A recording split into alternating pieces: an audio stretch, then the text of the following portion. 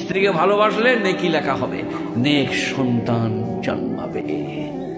I love you, ভালো আছো, এক কাপ চা করে নিয়ে এসো, তুমি একটু খাও আমি একটু খাই, একটা ডিম সিদ্ধ করে নিয়ে এসো, হাফ হাফ খাই, নেক সন্তান জন্মাবে, ঘরটা জান্নাত হয়ে যাবে। স্ত্রীদের সাথে খারাপ ব্যবহার করা স্বামীদেরকে কিন্তু আল্লাহ সুবহানাহু ওয়া তাআলা পছন্দ করেন না। এবং কি আল্লাহ রাসূল সাল্লাল্লাহু আলাইহি ওয়াসাল্লাম বলেছেন, খায়রুকুম লি আহলি ওয়া আনা খায়রুকুম লি আহলি, তোমাদের মধ্যে সর্বোত্তম ব্যক্তি যে তার পরিবারের কাছে ভালো বা স্ত্রীর কাছে ভালো।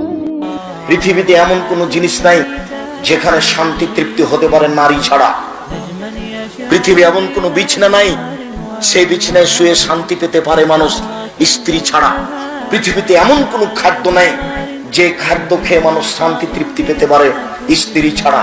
পৃথিবীতে এমন কোন ব্যবস্থাপনা নেই যেখানে মানুষ শান্তি তৃপ্তি পেতে পারে স্ত্রী ছাড়া।